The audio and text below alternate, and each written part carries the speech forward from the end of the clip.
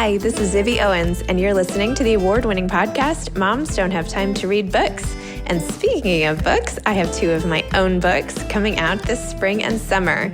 Princess Charming is a picture book, which debuts on April 19th, and Bookends, a memoir of love, loss, and literature, comes out on July 1st, and it is truly a labor of love. I hope you'll pre-order, order, and join me on tour as I go across the country. You can find out more at zibbyowens.com or bookendsmemoir.com.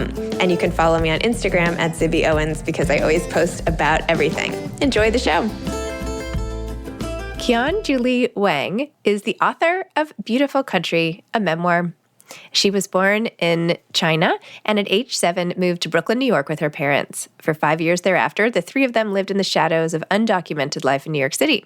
Her first book is a poignant literary memoir that follows the family through those years as they held on to hope and joy while confronting poverty, manual labor, and the perpetual threat of deportation.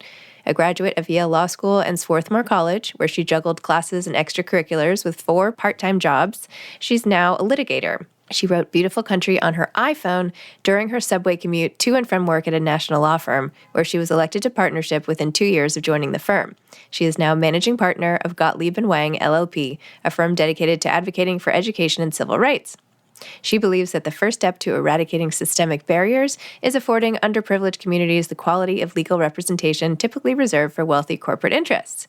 Her writing has appeared in major publications such as the New York Times, the Washington Post, Elle, Harper's Bazaar, and The Cut. She regularly speaks on issues such as immigration, education, discrimination, and the power of literacy in the media, and at conferences, universities, corporations, community centers, and houses of worship. She lives in Brooklyn with her husband and their 2 rescue dogs, Salty and Peppers. And I was lucky enough to meet her at the Poets and Writers Gala, and she is just as amazing as she seems in the podcast.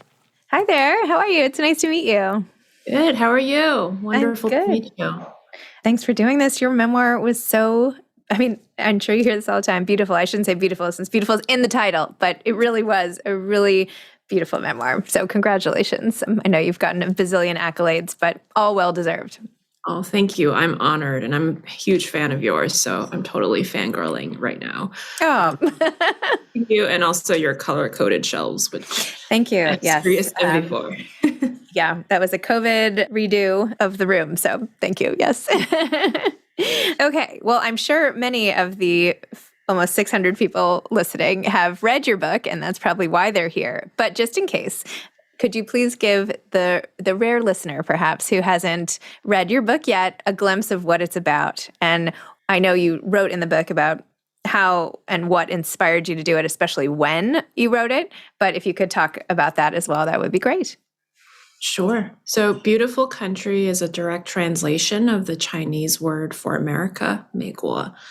And the book focuses on my parents and my first 5 years in New York City when we moved here in 1994.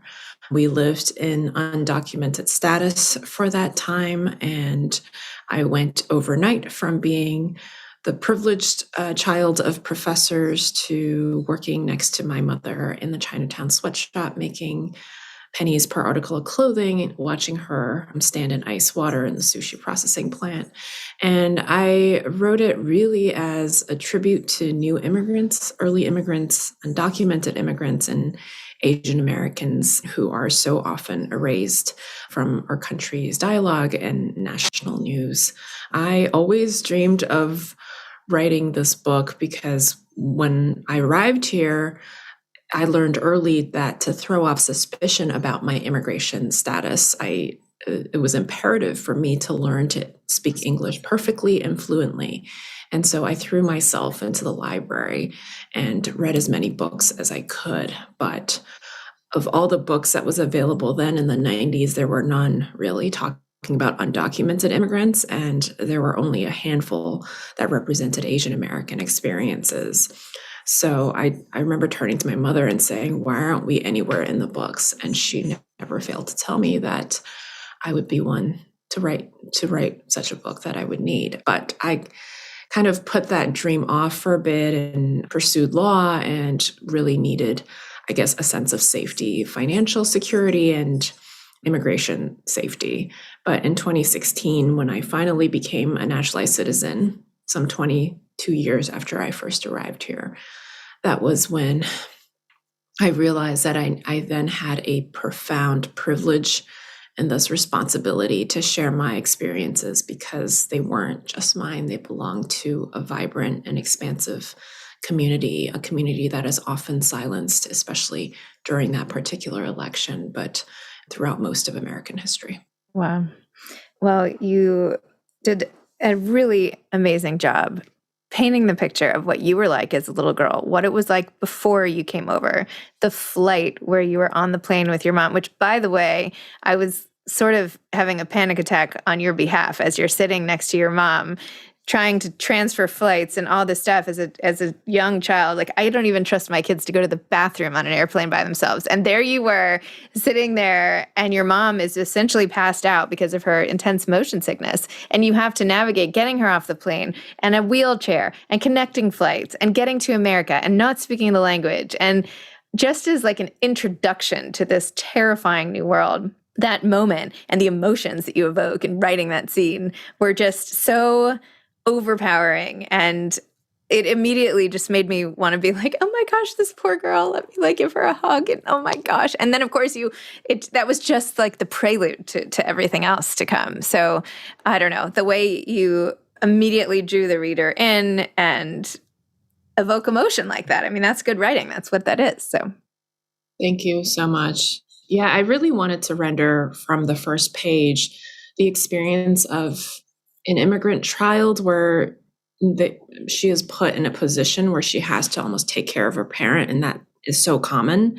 Yep. For children who immigrate because of language barriers and cultural barriers. But I hope that people would be able to relate to it, even if they didn't immigrate, if they had a sick parent or a parent who was otherwise incapacitated, being thrown into that adult role out of nowhere and then just learning to grapple with it, I think is an important to celebrate feature of childhood. Children have this distinct, resilient ability to roll with things as they are presented. And that's really what I did. I mean, I was told I had to get my mother to New York somehow. And when you're in the moment, that's what you do. Wow. Unbelievable. The way you portrayed your dad also during the same time, which you almost did with like this diminishment, right? Physically and emotionally and everything, right? First you were really close, then he moves ahead of you by 2 years. And then as you reunite with him and his communication with you got less and less robust, if you will, when you see him again, he's this like shell of himself. And then as you go through life and you see this prestigious man who would wear white gloves and teach and, you know, this just total rock star man in his homeland becomes so overlooked in every way, just struggling to make do. And you can see him sort of shrinking. Oh my God, just tell me about that and how you had to like cope with. I mean, I know you just did it because you did it, but that's a lot to shoulder. Yeah, it was strange too, because he left when I was 5 and then I didn't see him for 2 years. And that's 2 years to a 7-year-old is a long time. And as he was gone, I remember not being able to recall what exactly he looked like. We only talked on the phone and he would send us letters and gifts, but there was no Zoom, obviously. And I would watch TV, and there was a very esteemed emperor in Chinese history, Qianlong, and there were a lot of shows about him. And I just started pretending that that was my dad and that's what he looked like. And so he, if anything, in his absence, grew even larger in my memory and in my mind. And so when I got off the plane and we collected our bags and I saw him at JFK, I was like, well, that's not an emperor.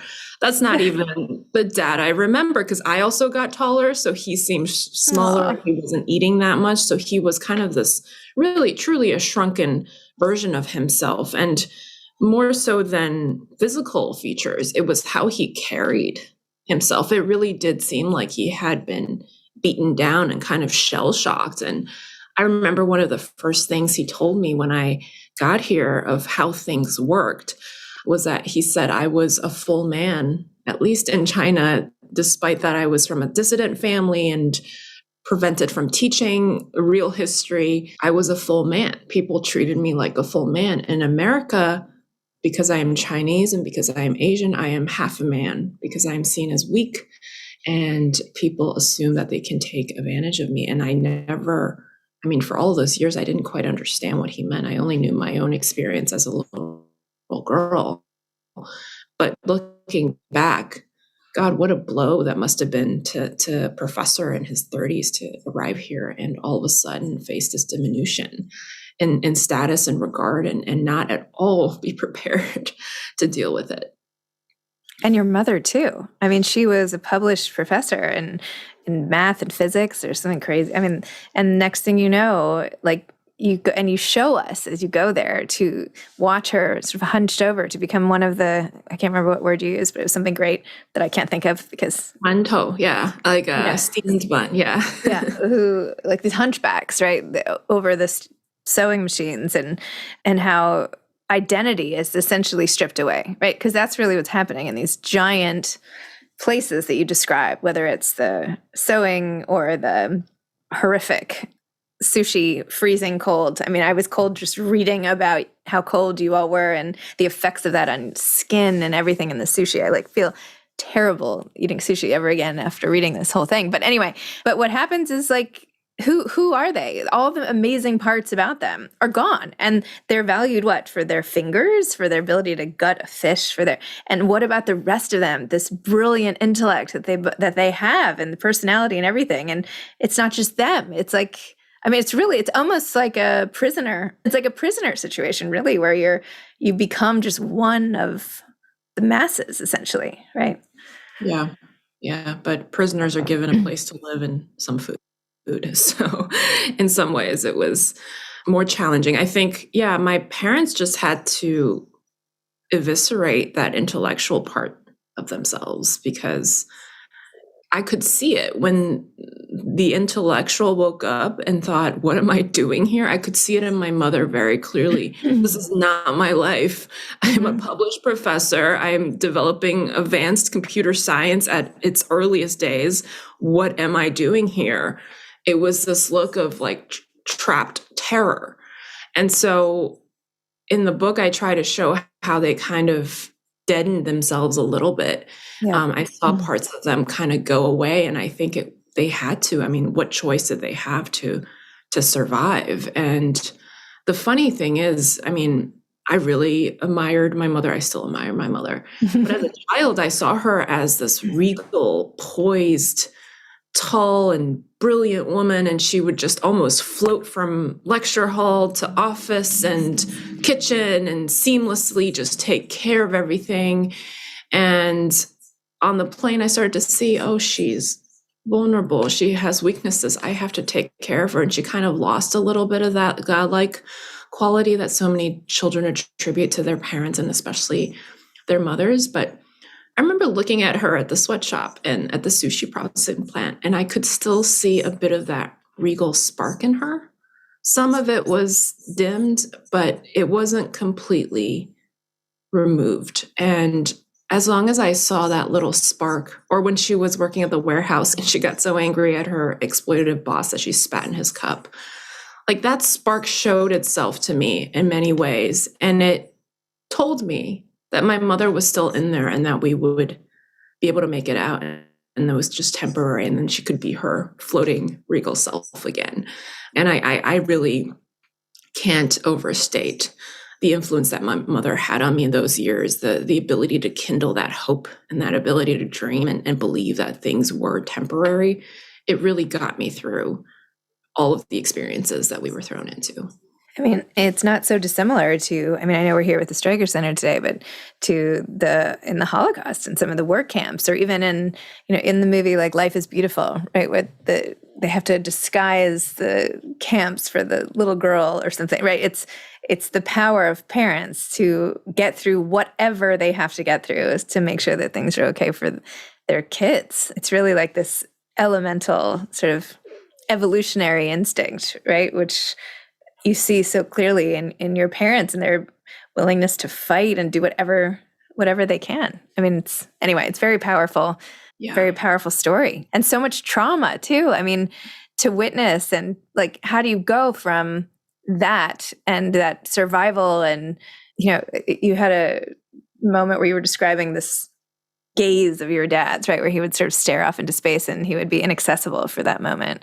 How do you ratchet all that back? How do you recover from something like that? And yet here you are, right? Yale Law School and this, that, the other thing. Like, how do you go from, how did you go from all of that to here? And how do we make sure that other people, like, what is the secret to getting past something like that?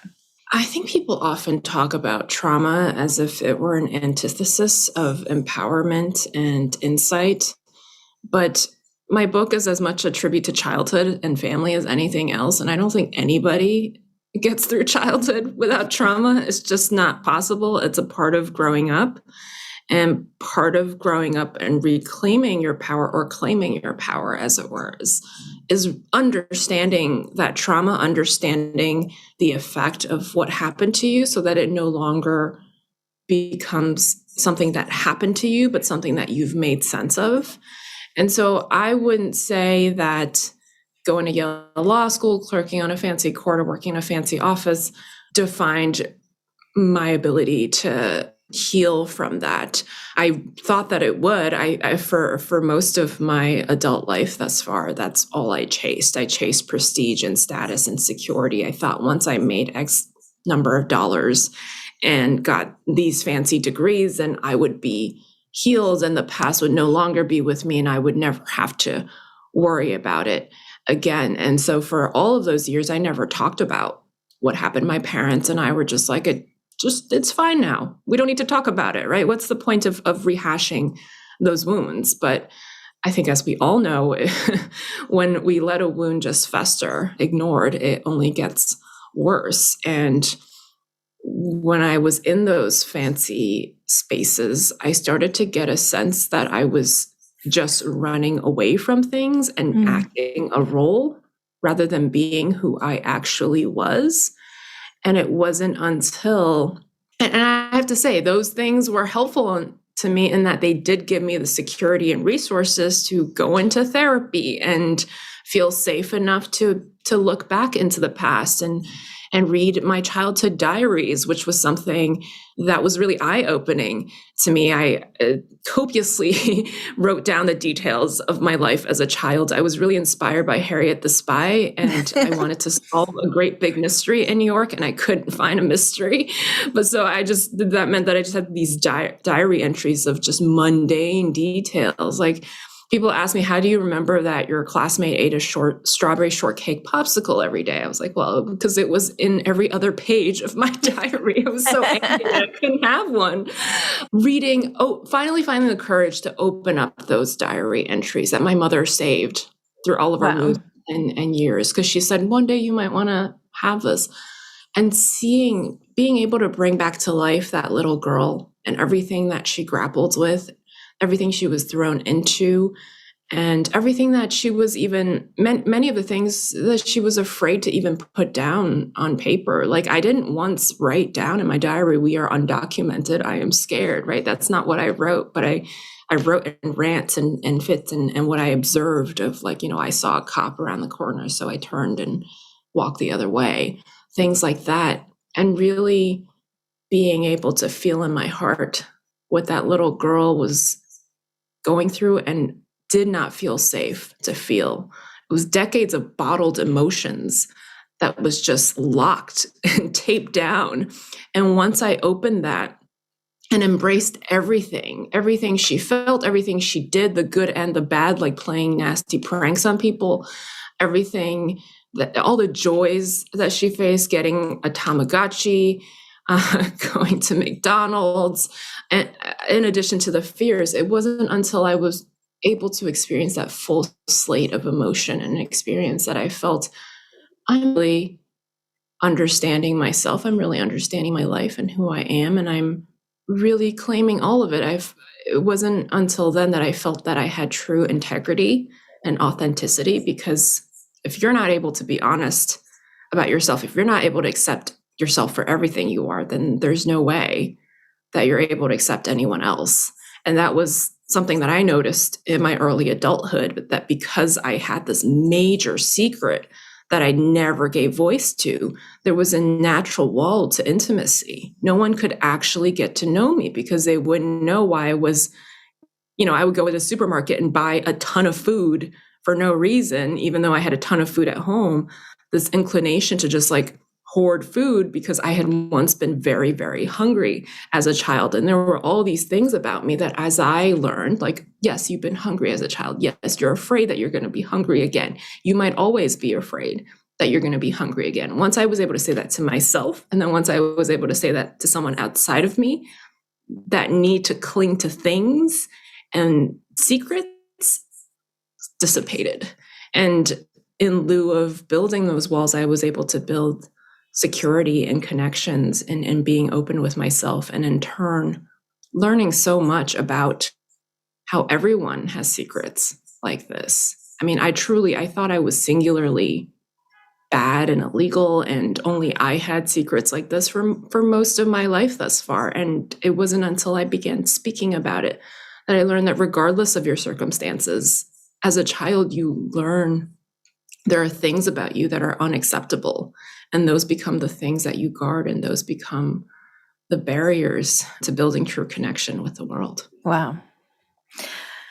Well, your therapist is amazing, is all I have to say. I have several. So okay, all right, it's good. not a one-person job. No, your introspection, it's great. I mean, this is like the emotional awareness people crave. I mean, and sometimes, obviously it's you, right? Sometimes people can try as they might, but they'll never be able to process and then redo in their brains their past experience and then actually open up. So it must have felt so liberating in a way, although probably terrifying, to let go of all of that. It must have been so comfortable to have it there and then suddenly feel so crazy not to have it sort of hanging from your neck, if you will. Yeah, I mean, it was my security blanket. Like, this is the chip on my shoulder that no one knows about. I'm carrying it around with me. It's my only true friend at Yale Law School because nobody else except this chip knows everything about me. And this is my armor. This is how I keep people at a distance so they can't hurt me. And I don't risk anything ever again. And when I started to try to, I guess, cut that chip off that had grown attached to me, I think anyone who's been in therapy knows there's an incredibly terrifying breakdown. I remember waking up in my fancy Upper East Side apartment and just being like, what is my life? I thought that I had arrived, like I have it made. Why is it that I cannot get out of bed? I just want to cry all day long. And these tears they don't even feel like present day tears. They feel like tears from 20 years ago. So they're like almost, I don't know, fermented tears. And it felt like no matter how long I spent in bed crying, I would never be done or get rid of them. And until one day, I just allowed myself, as my therapist said, to wallow in all of the feelings that I had locked up for so long and just believe that they will pass.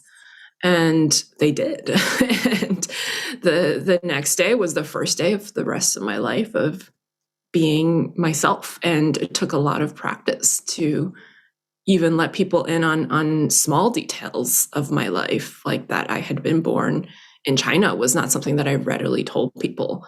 And of course, it was an incredibly long journey from that to having a book out there that detailed everything that I never shared. Yeah, I was going to say, you definitely ricocheted in the opposite direction here. I mean, And I still have days when I wake up and I'm like, oh my God, this is out there. I can't take it back. And just yesterday, I was like, okay, so my future children are going to be born into a world where this is just public knowledge.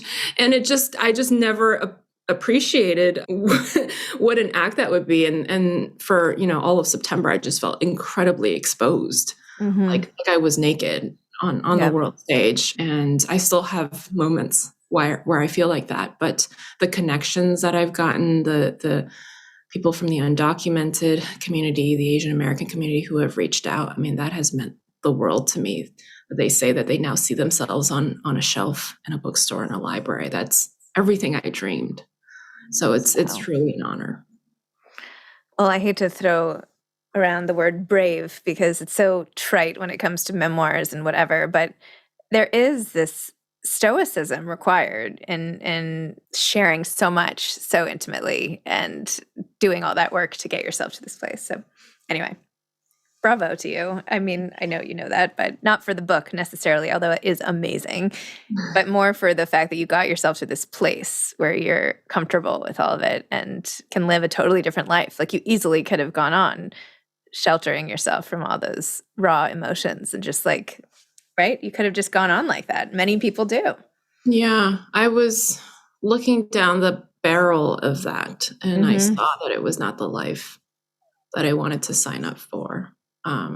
And there was something it was that little girl in me that was like, I just want to be free.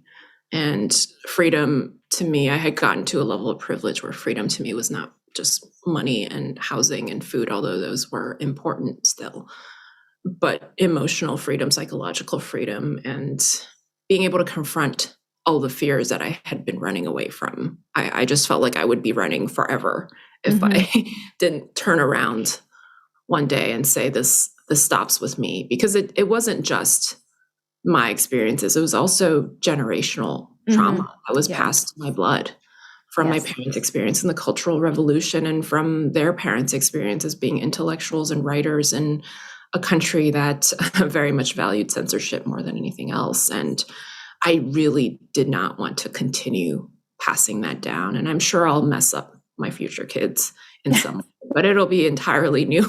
I hope new. We all mess up our kids. Don't worry about it. Yeah. And I just wanted to, at the very least, understand why it was that I was responding the way that I did and creating the adult life that I had. And when I took a close look at it, it was that fear motivated everything. And I just did not want to live a fear-based life. So then when you sat down to do it and wrote, what was that like? Like, did it all, I mean, were you looking at the diaries and then synthesizing, or was it all just like coming out from memory? Like, were you crying? Were you like, what, like, give me a picture. Where were you? Were you at home? Did you go to the library? Like, what was it all like? Oh, it was awful. So in 2016, I decided I'm going to write this book. Never talked about these things, but I'm going to write it because I have the ability to write it, apparently. And I sat down and wrote it, and I was like, I can't write it. I don't know what I want to say. I have no idea. I haven't even examined those things. So that was when I went into therapy and spent a good year and a half crying in therapy, looking at photos and diary entries, and really just getting to know the past me and my story. So I didn't write it all because it was too much. It was just going to therapy itself turned my life upside down, because I had just never so closely looked at my everything, the things behind all of my decisions. All of a sudden I was like, oh, why do I get a bagel in the morning? Why don't I get a donut? I don't understand. Oh, maybe it has to do with this thing that happened when I was 8 years old. Every little thing was under a microscope.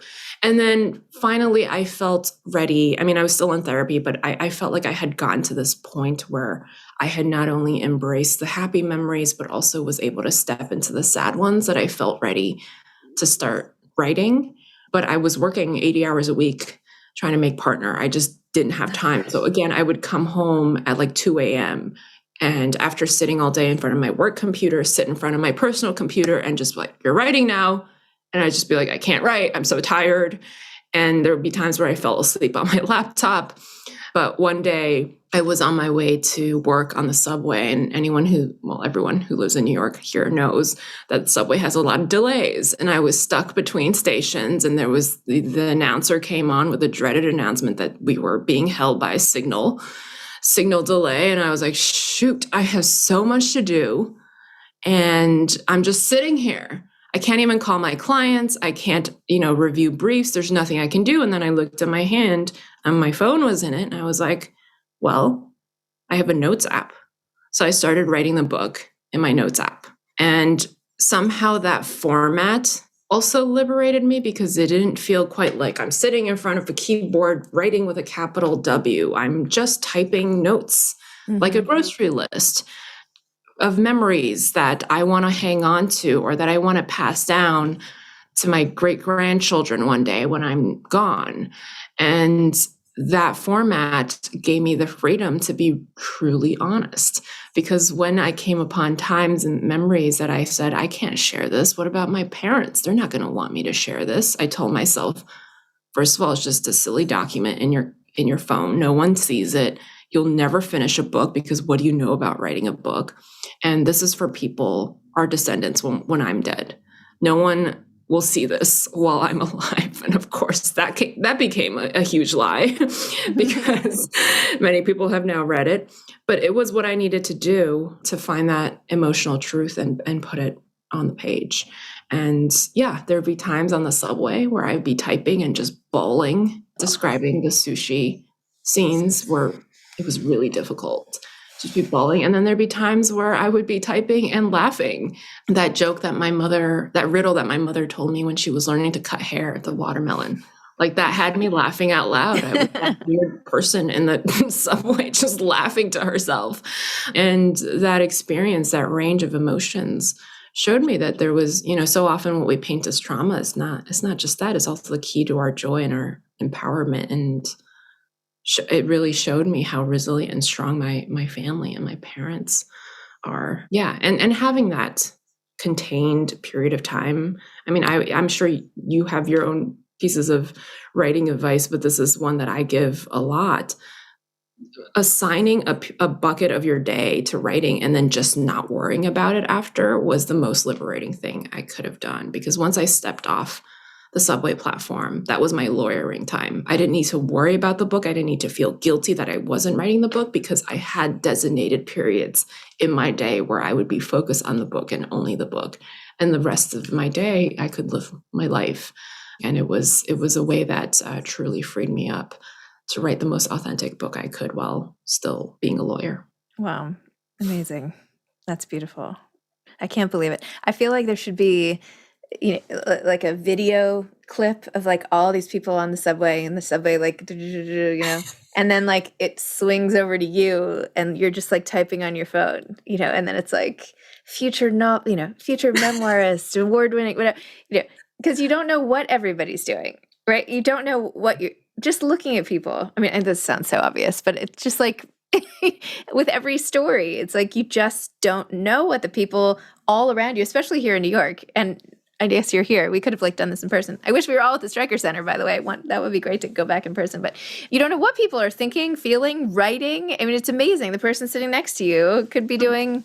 You just don't know. Anyway, it's amazing. That's what actually, this like comes from a diary entry. I didn't use this word, but the subway is a microcosm of everything that's beautiful about New York City. Like an author could be sitting next to a doctor, could be sitting next to an artist who's sketching. Yep. I often see people sketching on the train, and I really wonder where that piece will go. And it's just inspiring, just sitting in the subway and looking at people, and which I did sometimes when I kind of hit a block. I would just look around and observe people and see what they were doing and wonder about what they were feeling and what they were going through. And that kind of opened up my curiosity about my own life. Do you worry? I know there have been so many recent subway attacks on Asian American women in particular. This is a while ago and probably off topic, but anyway, I knew someone who was also pushed in front of a subway years ago, and all these crimes and whatever. Like, how do you feel? How do you feel like walking through the world now with all of this sort of resurgence of, attacks? My heart hurts, and I have to say that I probably am more afraid than I was before. But part of me, when this first broke, felt somewhat validated, because having grown up on the New York City subway system, that stuff was happening way before the pandemic. It was happening in the 90s, especially to Asian women who were painted as submissive and weak and sexual, and nobody talked about it. So I'm glad at least that the media is talking a little bit about it, certainly not to the extent that it should be, but at least there is dialogue and communication. And I've since spoken to so many Asian American women who are saying, yeah, we're like, oh, this is only happening to me, I guess, because no one else is experiencing it. And at least now we have that sense of community. But even before this, I've been groped, spat on, shouted at, told to go back to my country countless times. And that never deterred me from going in and saying, this is my city, this is my train, you will not keep me off it. I do worry about my mother, who is, of course, older and smaller, and I've armed her with like 5 different pepper sprays and other tactical flashlights. And I've just told her, just don't go if you don't need to. Like, I'll run the errands for you or take a car. It's really my parents that I'm worried about. And early in the pandemic, they were wearing like almost disguises. They put sunglasses on and hats on and masks on so nobody could really see what race they were. That's how targeted they felt. That's heartbreaking. Oh my gosh.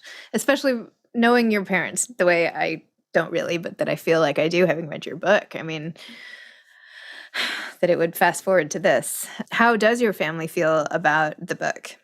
They were very resistant at first. It took me 6 months after my book deal to find the courage to tell them. Oh, And it was only because my husband was like, you don't want them walking down the street and seeing it in a store. Like, if you wait any longer, that's what's going to happen. And I was like, oh yeah, you're right. I should probably give them some advance notice. And I told them, and that night was like a Who's Afraid of Virginia Woolf play. There were so many emotions. And what really broke my heart was the first thing my mother said. She said, so you want the whole world to know what an awful mother I was to you? And that she believes that to this day. She had carried the guilt of my childhood, the guilt of systemic barriers that she used all of her force to overcome, that she still blamed herself, was so heartbreaking to me. I had not thought that was where she was. But of course, I had blamed myself. And as the 3 of us talked, my dad, of course, blamed himself. So all 3 of us were separately and privately carrying this belief that we were singularly at fault. And by virtue of not having spoken about it at all for decades, of course, there was no way to come together in that feeling and build a connection around it. And so, of course, they came around. They often come around to everything that I choose to do, which is a real blessing. And my dream became that if my book could give my parents amnesty and forgiveness for the past, liberation from the past, liberation from that guilt, then it will have been a success. And I didn't let them read the book until it came out, because there was still this little fear in my head that ICE would come after us.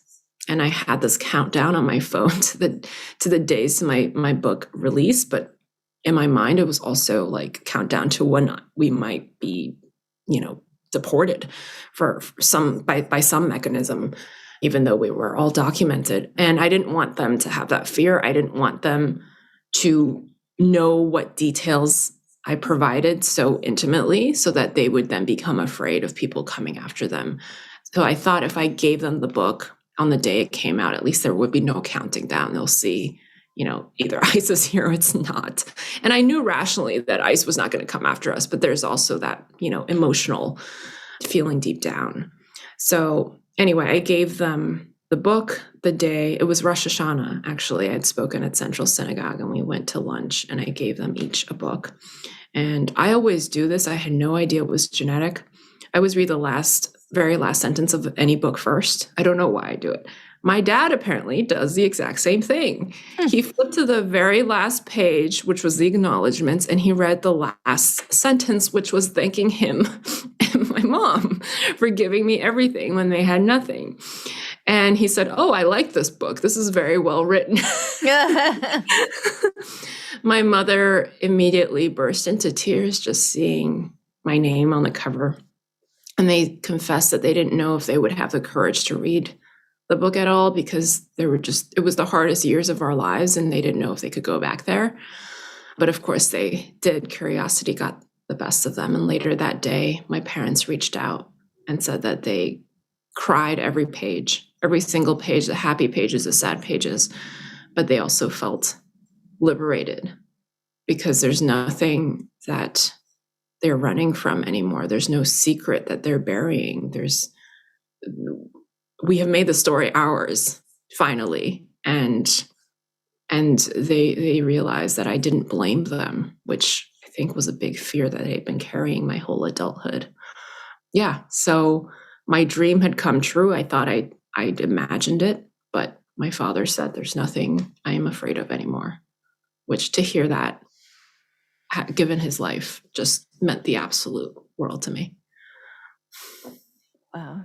This is so moving, so inspiring. I mean, it's just truly amazing. And now with the success of the book, like what what now? Like I feel like you're first of all one of the most articulate people think I've ever spoken to in my life. Like where do you go from here? Are you, like I feel like you should be some sort of well, not politician in a way that would be a, you know, I don't mean that in a negative way, but activist, politician, like speaking out. I know you are like traveling around doing all sorts of things and whatever, but like, do you feel this greater sense of mission or basically what do you see now?